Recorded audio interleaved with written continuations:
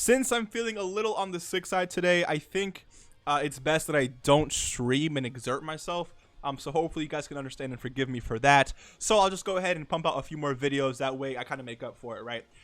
But it does give me the opportunity to release a few more discussions, things that I've been wanting to talk about when it comes to Dokkan on the channel, but also things that I really want your opinion on as well, just like today's topic, which is how long do you think Dokkan has left in its tank? How many years, how many anniversaries do you think Dokkan has left in its tank? In this video, I'm going to go ahead and give you my personal answer. But before we do, let me throw out the subscriber challenge for today's video. Now, you have to be honest with me, okay?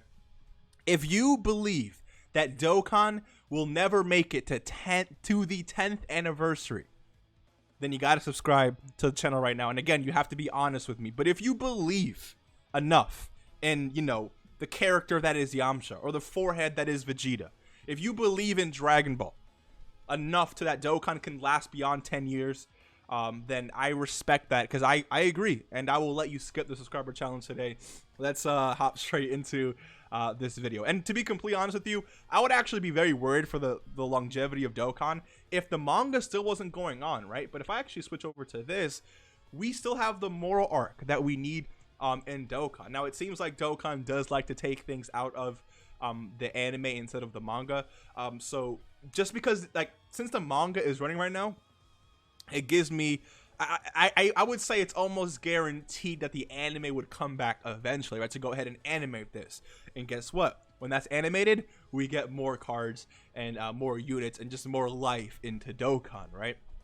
Now, I will also say, before I finish all this other manga talk, there are still a lot of things that Dokkan needs to do to improve, to increase its longevity as well, which I will talk about later on. But I just want to get this manga stuff out the way first, just so you guys know where I'm kind of headed with in this video. But after the more arc, as you guys know, we still have the current Granola arc that's, you know, again, currently going on. And I do think in Jump Fest that they even confirmed that another arc is happening after this. So the manga, dude, is still running, which means that there's still possible Dragon Ball content or Dokkan content, or no, there's still more Dragon Ball content happening, which means Dokkan is still going to live on. I don't see it really dying anytime soon, to be completely honest with you.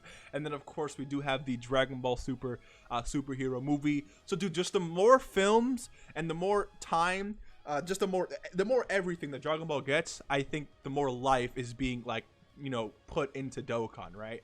Now let's go ahead and talk about some improvements that Dokkan can definitely make to increase its longevity. I have a few that I wanted to go ahead and talk about, but again, these are just my personal preferences.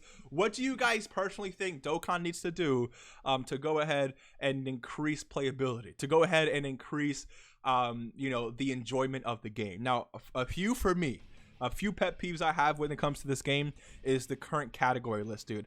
Just again, I'm not gonna go over this too long, but please alphabetize this category list. On top of that, Dokkan, please stop adding categories into the game. I think Dokkan should be, I think in 2022 would be awesome if I mean, it won't happen in 2022, but I feel like enough categories, we already have enough. I think every single category should deserve at least 3 to 4 leads, 1 or 2 of them being free to play.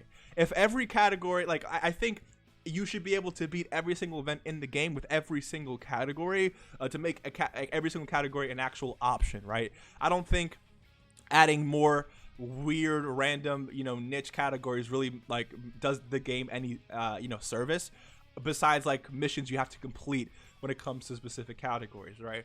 So again, I just think that every category should have at least 3 to 4 leaders, 1 of them being free to play. That way, no matter if you're a whale or free to play, you can run these teams, right? I think that's extremely fair for me to ask.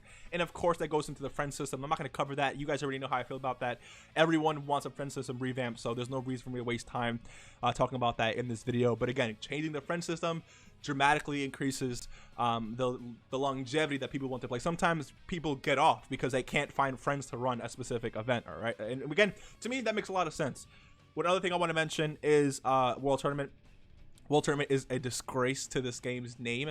All they have to do is just revamp prelims. If you revamp prelims and make it just similar to an EZA, where there's just no stage, you just hop into the fight immediately, and then you go to prelims, quarterfinals, semis, and then finals, and then you get, like, you know, drops based off how quick you beat the enemy or whatever the case is, then I feel like that'd be so much better. World Tournament actually won't be as bad, right? That's why Easy A's, like, no one really complains about Easy A. It's just 30 stages, but it's fine. Like, I'm not clicking through a stage, running away from bots and watching bots tickle each other. It's just, it's like, it pisses me off. Like, I don't know. So please revamp that. Another thing I also want to see when it comes to Dokkan, let me actually go ahead and switch over here because I have this already pulled up. One thing that I really want to see is a different way for players to interact with their characters, right? Like, personally, this is the OG Battlefield.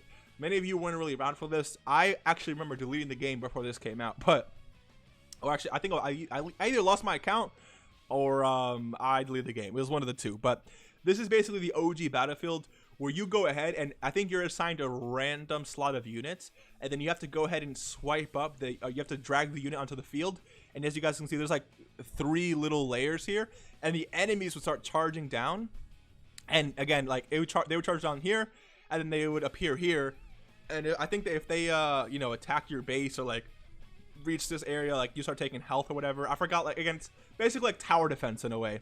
But again, I think this adds extra playability and another way to really interact with the game, similar to how Pets on Battle plays right now. Like, Pets on Battle, I think, is it's not the craziest mode of all time. I do think they should, you know, increase rewards and stuff, but it's another way to collect the characters in this game, and it's another way to interact with the characters in this game.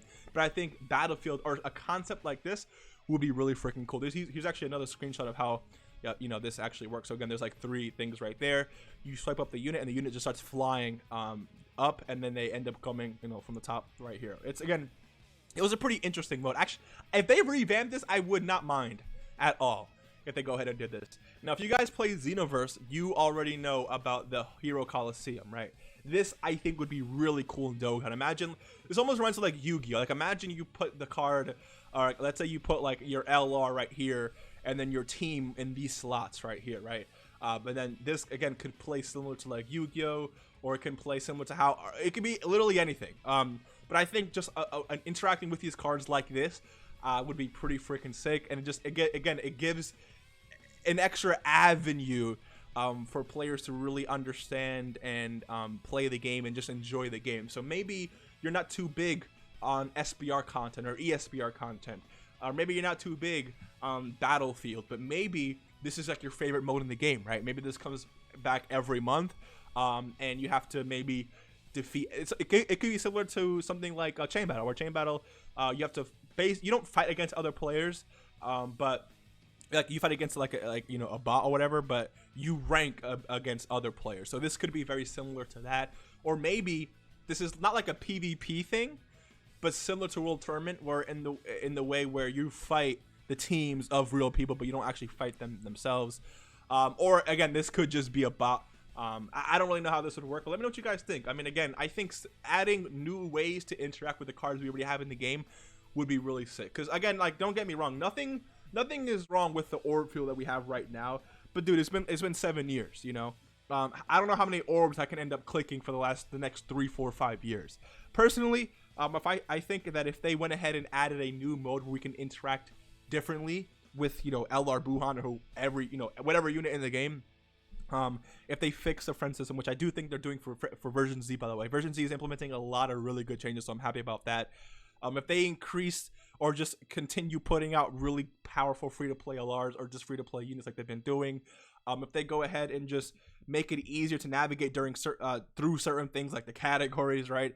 And make it maybe, you know, link leveling a little bit easier, or maybe, you know, dedicate certain stages to, like, I just think that Dokkan has so much potential, and I honestly see it sorry, going way past the 10th year anniversary. I personally, like, if you're really gonna ask me, and, you know, Dragon Ball continues to, you know, release content, and there's, you know, more chapters for the manga, and the anime starts to boot back up, I can give Dokkan like 15 years, dude. I would say 15 years. I know it's like more than double what Dokkan's been running at right now, but I just think that the possibilities are infinite, right? And here's the cool thing too. The moment we start focusing on things like the Moro arc, you know, the Granola arc, or whatever comes next after that, these units are going to be so strong.